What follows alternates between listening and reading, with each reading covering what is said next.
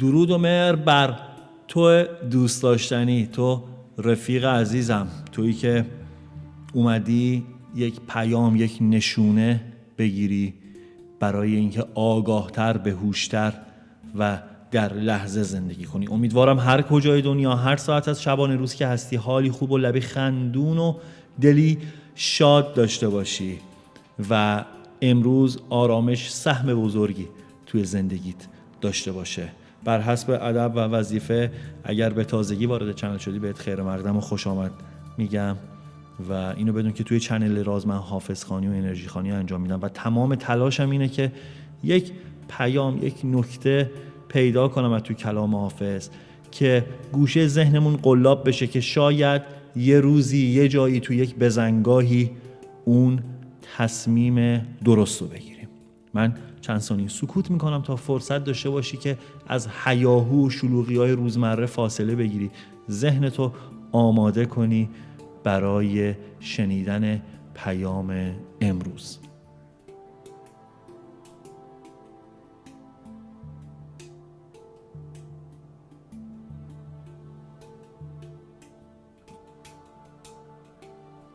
خب اگر آماده ای بریم سراغ غزل امروز، غزل 493 از لسان و غیب حافظ شیرازی.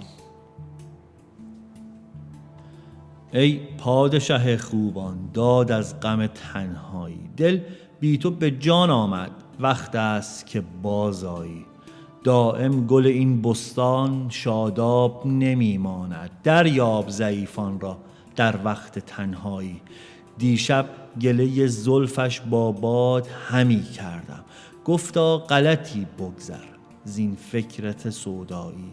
صد باد صبا اینجا با سلسله می رقصند، این از حریفه دل تا باد نپیمایی. مشتاقی و مهجوری دور از تو چنانم کرد که از دست بخواهد شد پایاب شکیبایی. یا رب به که شاید گفت این نکته که در عالم رخساره به کس ننمود آن شاهد هر جایی. ساقی چمن گل را بی روی تو رنگی نیست، شمشاد خرامان کن تا باغ بیارایی. ای درد تو هم درمان در بستر ناکامی، و یاد تو هم مونس در گوشه تنهایی. در دایره قسمت ما نقطه تسلیمیم، لطف آنچه تو اندیشی، حکم آنچه تو فرمایی. فکر خود و رأی خود در عالم رندی نیست، کفر است در این مذهب خودبینی و خودرایی. زین دایره مینا خونین جگرم میده تا حل کنم این مشکل در ساغر مینایی. حافظ شب هجران شد و بوی خوش وصل آمد، شادیت مبارک باد ای عاشق شیدایی. بریم با هم سراغ تاریخچه و یه چند تا از بیت‌ها رو زیر ذره‌بین ببریم تا ببینیم امروز کائنات در قامت کلام حافظ چجوری میخواد ما رو آگاه کنه. غزل 493 حافظ وقتی بازگشت شاه شجاع به شیراز و تصمیمش به مبارزه و درگیری با شاه محمود مسلم شده بود سروده شده.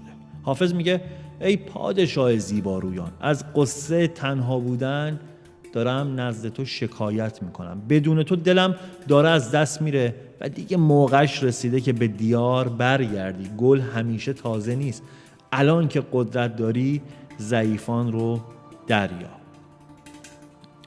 ای پادشه خوبان داد از غم تنهایی، دل بی تو به جان آمد وقت است که بازایی. یعنی ای کسی که برای من بهترین و عزیزترین آدم دنیایی، از این تنهایی خستم. نبودنت انقدر طول کشیده که دیگه جونم به لبم رسیده. دلم بدون تو هیچ آروم و قراری نداره، شب و روز با فکر تو میگذره و هیچ چی خوشحالم نمیکنه. هر چی صبر کردم دیگه تموم شده، واقعا دیگه بیشتر از این نمیتونم تحمل کنم. الان دقیقاً همون لحظه ایه که باید برگردی. دائم گل این بستان شاداب نمیماند، دریاب ضعیفان را در وقت توانایی. هیچ چیز تو این دنیا همیشگی نیست، حتی خوشی و قدرت. همونطور که گل همیشه تازه نمیمونه، حال خوب آدم ها هم دائمی نیست. امروز ممکنه بالای بالا باشی و فردا نه. پس حالا که دستت میرسه، الان که شرایطشو داری، به بقیه کمک کن. حالا که توان داری، هوای ضعیفا رو داشته باش. مهربونی رو نذار برای وقت دیگه، شاید اون موقع کاری از دستت بر نیاد. این دنیا زود میگذره و خیلی از نکات مثبت و کارهای نیکه که به یاد میمونه. دیشب گله زلفش با باد همی کردم، گفتا غلطی بگذر زین فکرت سودایی. میگه دیشب انقدر دلم پر بود که شروع کردم با باد درد و دل کردن. باد صباست. باد صبا پیام ببر و پیام آور برای حافظ بوده. همیشه درد و دل میکرده باش و از اون ورم بوی زلف یارشو واسش، نسیمشو و عطرشو براش به همراه داشته. میگه دیشب انقدر دلم پر بود که شروع کردم با باد درد و دل کردن. از عشق و گرفتاری دلم میگفتم، از اینکه چقدر درگیر این آدم شدم. باد انگار فهمید و بهم گفت راهو داری اشتباه میری. گفت این فکرها فقط تو رو دیوونه تر میکنه. این عشق بیشتر خیال و توهم تا واقعیت. بهتر ازش بگذری و خودت رو آزاد کنی. 100 باد صبا اینجا با سلسله میرقصن. این است حریف ای دل تا باد نپیمایی.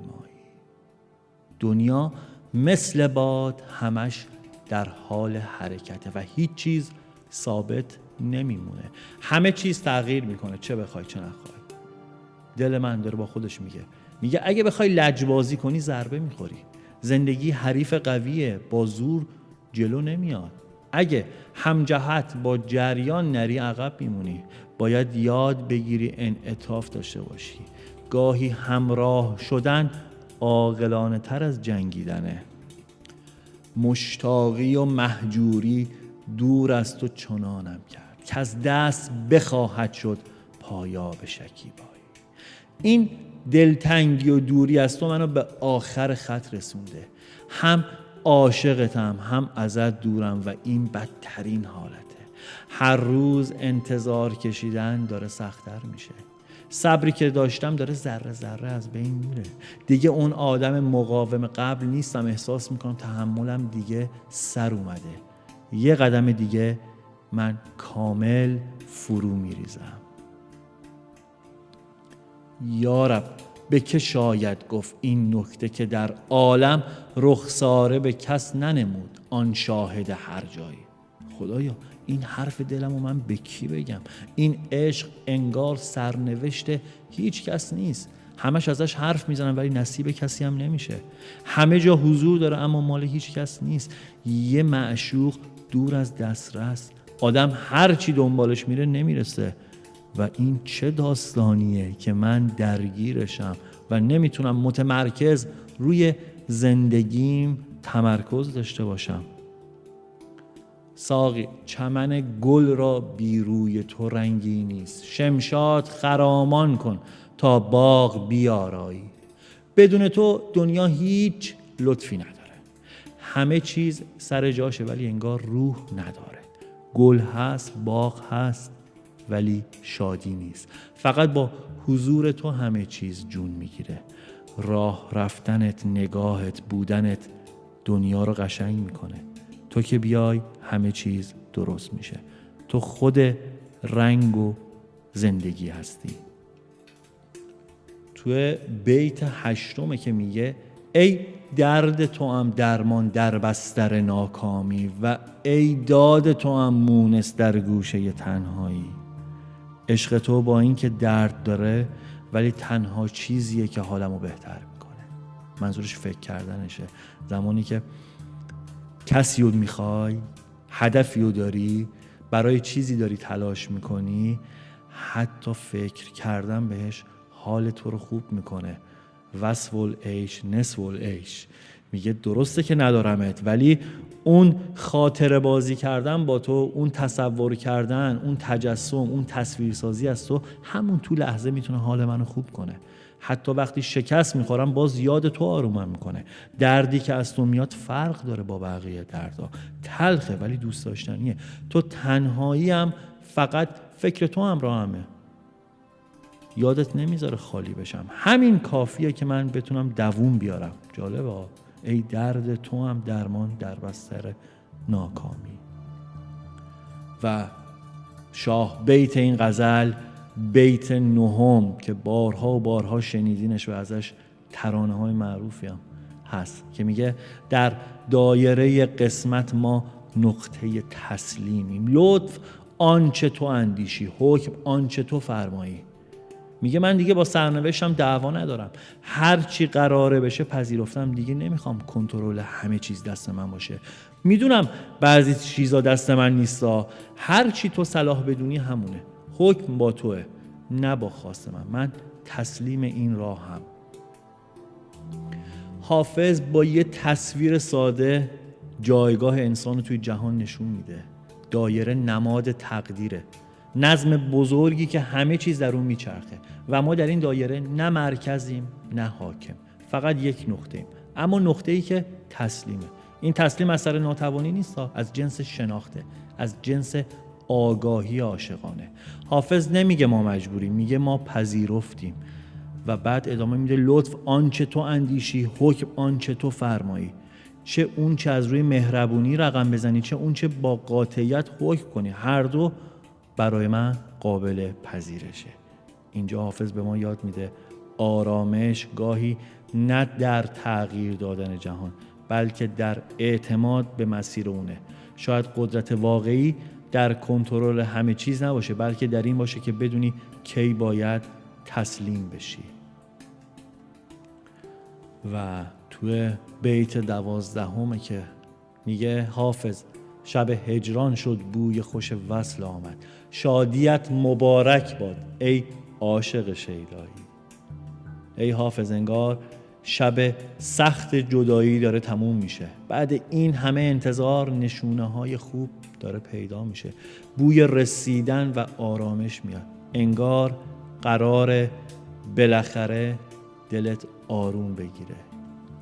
این همه درد بی جواب نمونده، نوبت خوشی و لبخنده، این شادی حقته و مبارکت باشه. بریم بشنویم پیام کلی این غزل. پیام بهت میگه که تو یه دوره سخت روحی و دلتنگی رو گذروندی، یه دورانی که توی زندگیت پر از انتظار، فاصله و ناامیدی بوده. احساس میکنی همه چیز علیه توه. بریم با هم ببینیم این غزل، این 12 بیتی شگفت‌انگیز و رازآلود چه پیامی برای امروز من و تو داره. پیام داره میگه که تو یه دوره‌ای شرایط سخت و پر از انتظار رو تجربه کردی. احساس میکنی همه چیز علیه توه و گاهی دلت میخواد کنار بکشی و بگی ولش کن، ولی هنوز ایستادی و داری تحمل میکنی. این پیام یادآوری میکنه که این دوران سخت دائمی نیست، کم کم شرایط داره عوض میشه، یعنی روزای روشن و شادی نزدیکه، حتی اگه الان هنوز نشونه های واضحی ازش نمیبینی.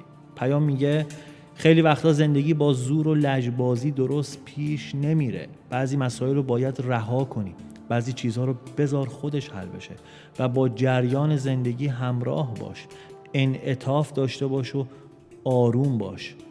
و الان خیلی مهمه، اصرار بیجا و خودخواهی فقط کارت رو سخت‌تر میکنه و انرژی تو رو هدر میده. قربونت برم. پس بهتره به جای کنترل همه چیز روی خودت تمرکز کنی، به چیزایی که دستت نیست دل نبند. یه نکته دیگه هم که داره میگه الان وقت مهربونی و گذشته، هم با خودت مهربون باش هم با آدمایی که اطرافتن. کمک کردن به دیگران، مراقبت از خودت و آروم گرفتن از فکرهای وسواسی حال دلتو آروم میکنه و مسیرت رو بازتر میکنه برات. پیام میگه وقتی دلت صاف باشه و با نیت پاک حرکت کنی، نشونه ها و فرصت های خوب کم کم خودشون رو نشون میدن. و در نهایت پیام میگه که این که بعد از یک دوره طولانی غم، انتظار و جدایی، روزای خوب داره میاد، بوی خوش وصل داره میاد، آرامش و شادی در راهه و همه چیز به نفع تو تغییر میکنه. فقط کافیه صبر داشته باشی، عجله نکنی، دلخوری و فکرهای منفی رو رها کن و با اعتماد به خدا مسیرتو پیش ببر. این پیام نوید میده که دلت به آرامش میرسه و خوشی واقعی کم کم وارد زندگیت میشه. زندگی کوتاهه، پس نذار ترس و شک تو رو نگه داره. بعضی موقع دیدی یه فکری تو سر آدم میاد فلج کننده، آدم قفل میشه، نمیتونه مسیر رو ادامه بده. ولی بازی رو اگه بلد باشیم، اگر بتونیم یه کمی کنترل کنیم افکار رو، میشه جلو رفت. هر روز یک فرصت جدید برای شروع دوباره و ساختن خودته. به خودت ایمان داشته باش، اشتباهاتت رو مثل معلم ببین و حرکتت رو ادامه بده. شادی و آرامش از درون شروع میشن، پس لحظه ها رو حس کن و به مسیرت اعتماد داشته باش. تو لایق بهترین ها هستی، پس بلند شو بدرخش. و این بود پیام امروز. امیدوارم این پیام و این غزل یه ذره حال دلتو خوب کرده باشه و راهنمای مسیرت باشه. یادت باشه که زندگی پر از بالا و پایینه، اما همیشه یه نور کوچیک هست که مسیرمون رو روشن میکنه. پس با امید و دل خوش پیش میریم و هر لحظه رو زندگی میکنیم. پوینده باشی و پایدار.